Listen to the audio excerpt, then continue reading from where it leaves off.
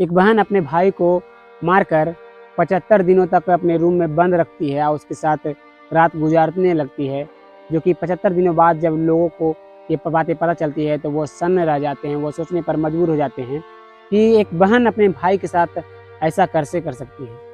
इसके पीछे की सच्चाई जानने के लिए आप पूरा वीडियो जरूर देखें। तो नमस्कार, आदाब, सत श्री अकाल दोस्तों, आप देख रहे हैं अनोखी अपराध, जिसे देख आपके पैरों तले जमीन खिसक जाने वाली है। ये सच्ची घटना है झारखंड के चुटिया थाने की, जहां पर एक व्यक्ति जो कि केशव कुमार दौड़े दौड़े पसीने में लथपथ और बिल्कुल आता है और वहां पर जो थाना अधिकारी होते हैं वहां से जो गुहार करने लगता है कि उसके बेटे को वो ढूंढ दे।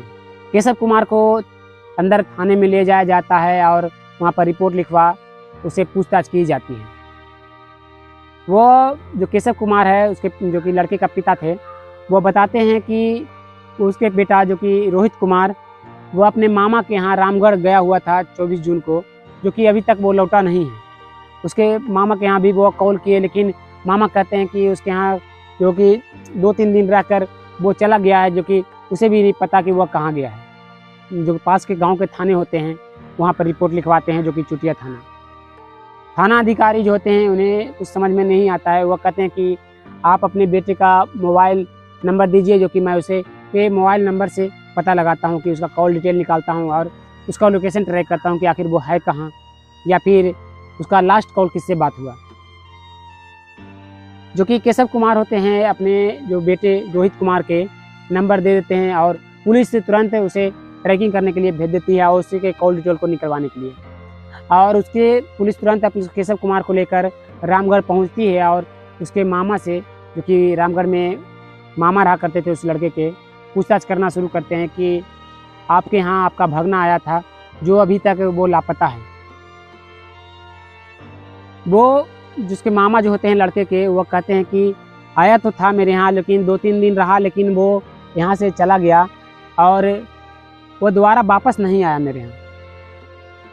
और कहा कि जो कि मोबाइल मेरा ख़राब है, उसका चार्जर लेने जाना है, लेकिन वो वापस नहीं आया वापस।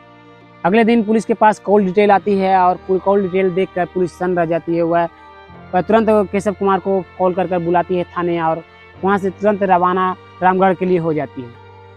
वह रामगढ़ में सीधे चंचल कुमारी के पास पहुँचती है, जो कि केशव कुमार की बड़ी बेटी थी, और रामगढ़ में वह पढ़ाई कर रही होती है सरकारी क्वार्टर लेकर। वह वहाँ पर पहुँचकर चंचल कुमारी से पूछताछ करना शुरू करती है कि तुमसे लास्ट कॉल तुमसे बात हुआ था तुम्हारे भाई रोहित का, जो कि तुम बताओ आखिर वह तुम्हारा भाई तुमसे बात में क्या कहा और वह कहाँ गया। चंचल कुमारी बताती है कि उसके पास उसके भाई आया जरूर था, लेकिन कुछ देर रहा, उसके बाद वह कहा कि मेरा मोबाइल का जो चार्जर है वो ख़राब हो चुका है, जो कि मैं चार्जर लाने जा रहा हूँ और जल्द आऊँगा। वह चार्जर लाने गया, लेकिन वापस अभी तक नहीं आया है। वह पूछताछ बहुत करती है पुलिस से चंचल कुमारी से, लेकिन चंचल कुमारी से भी पुलिस को कुछ हाथ नहीं लगता है। ऐसे ही करीब 1 से 2 महीने, 2 से भी 75 दिन गुजर जाते हैं, पुलिस को कुछ हाथ होने नहीं लग रहा था। लेकिन अचानक से एक दिन उस रोहित का जो कि मोबाइल था वो ऑन होता है और तुरंत पुलिस के पास कॉल आता है कि रोहित का मोबाइल का लोकेशन चालू हो गया है और जो कि उसका मोबाइल ऑन दिखा रहा है। पुलिस तुरंत एक्शन में आ जाती है और उसकी जांच पड़ताल फिर से करना शुरू करती है, जहां से वह पुलिस वहां जांच पड़ताल को करना बंद की थी। जब उसकी लोकेशन को देखा जाता है तो देखा जाता है कि वह सरकारी क्वार्टर जहां पर चंचल कुमारी रहती है, वहां पर का उस लोकेशन का जो कि मोबाइल का लोकेशन है वो दिखा रहा है। पुलिस तुरंत उसकी बहन चंचल कुमारी के पास पहुंचती है और चंचल कुमारी से फिर से पूछताछ करना शुरू करती है। वह फिर बताती है कि चंचल कुमारी की उसका भाई का मोबाइल यहीं छूट गया था, जो कि वह कहा था कि मैंने आपको बताया था कि वह चार्जर लाने गया है, लेकिन वह वापस नहीं आया। तो पुलिस कहती है कि उस दिन तुम्हें बताने में क्या जा रहा था, जब मैं तुम्हारे पास आया था कि तुम्हारे भाई के बारे में पता करने, तो तुम बता दी होती कि उसका मोबाइल यहाँ पर है, तुमने बताया क्यों नहीं। चंचल कुमारी एकदम चुप सी हो जाती है, उसे कुछ समझ में नहीं आ लगता कि वह पुलिस को क्या जवाब दे। पुलिस को चंचल कुमारी पर शक जाता है, वह समझ जाता है कि चंचल कुमारी के कुछ तो कुछ पता है, जो कि रोहित के खिलाफ।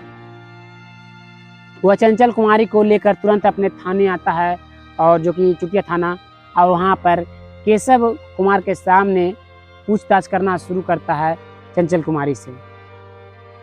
पहले तो बहुत कुछ इधर उधर की बातें वह बताती है, लेकिन वह कुछ पुलिस को सही से नहीं बता रही थी, सही रास्ते पर नहीं ले जा रही थी। जब उससे जोर जबरदस्ती से पूछा जाता है चंचल कुमारी से, तो वह सारी बातें कबूल करती है, और वह सारी बातें बताना शुरू करती है कि पुलिस के पैरों तले की जमीन खिसक जाती है कि एक बहन अपने भाई को इस कदर से कैसे कर सकता है।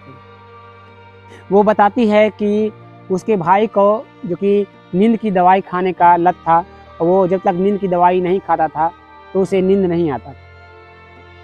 जो कि उसके जो चौथे दिन जो मामा के यहाँ से आया था, तो मैं ही कॉल की थी, और वो मेरे यहाँ आया था ताकि मेरे साथ मनोरंजन कर सके, वो मेरे साथ मनोरंजन करे ताकि मेरे साथ रहे, ताकि मैं अकेली रह रही थी तो मुझे मन नहीं लग रहा था।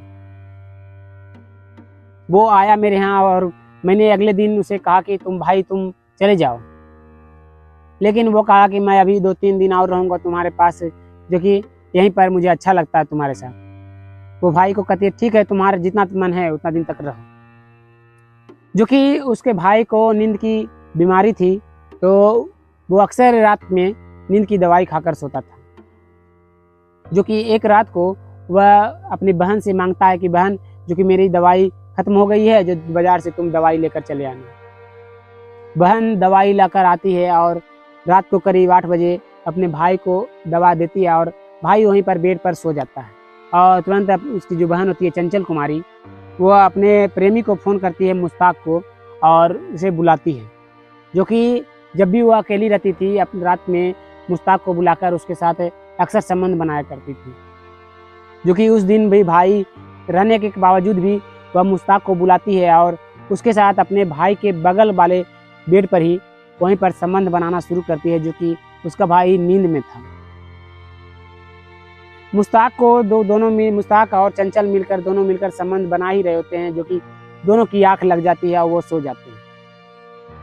उससे पहले जो कि रोहित की नींद खुल जाती है, दवा खाने के बावजूद भी उसकी नींद खुल जाती है, और वो देखता है कि उसकी बहन चंचल जो कि एक लड़के के साथ सोई हुई है, वो भी इस अवस्था में, जो कि उसे देखकर शर्म आ रहा है। वो चुपचाप से उस रूम से बाहर निकलता है और बहन को उठने का इंतजार करने लगता है। बहन चंचल उठती है तो तुरंत भाई आता है और बहन से बातें करने लगता है कि तुम यहाँ पर पढ़ाई करने आई हो या फिर इस तरह के काम करने आई हो। बहन चुपचाप सी रहती है, और जो कि मुश्ताक जो कि अंदर से रूम से सारी बातें सुन रहा था, वो कपड़े लते पहन रहा था। जब ये बातें बहन सुनती है तो भाई को समझाने लगती है कि मैं उससे प्यार करती हूँ, जो कि मैं उससे के बिना नहीं रह सकती, जो कि उसका नाम मुश्ताक है, जो कि मैं उसके बिना अपनी ज़िंदगी नहीं गुजार सकती, वो भी मुझसे शादी करने को तैयार है। और जब ये बातें भाई सुनता है तो लेकिन वो राज़ी नहीं होता है, क्योंकि उन दोनों का मजहब था वो अलग था, इसलिए भाई तैयार नहीं हो रहा।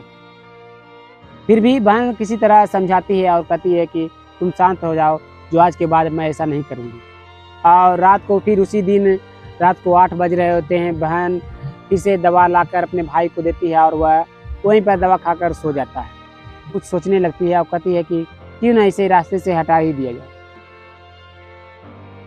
एक बहन जो इस तरह के बात बोलती है तो मुश्ताक खुश होता है, वह सोचने लगता है कि अब तो हमारा रास्ता और भी साफ होता जाएगा। वो अंदर ही अंदर और भी बातें सोचता जा रहा था। उसी बीच में वहाँ पे चंचल उठती है और अपने भाई के पास जाकर बगल में रखिए तकिए को उठाकर वहीं पर उसके मुंह को दबा देती है। भाई नींद में होने के कारण उसे वह छटपटाता भी ज़्यादा नहीं है और उसकी जान जो होती है दुनिया से चली जाती है। सोच में पड़ जाती है कि अब उसके बॉडी को ठिकाने लगाएगी का। वह सोच ही रही थी कि मुश्ताक बोलता है कि क्यों ना जो यहाँ पर नीचे में फर्श है उसे खोद कर यहीं पर तुम उसके अंदर डाल दो। खुदाई करते करते सुबह 4 बज जाते हैं और खुदाई कर दोनों मिलकर चंचल और मुश्ताक जो कि रोहित के बॉडी को उसके अंदर डालकर ऊपर से कवर कर कर उसके ऊपर फिर से प्लास्टर कर देते हैं।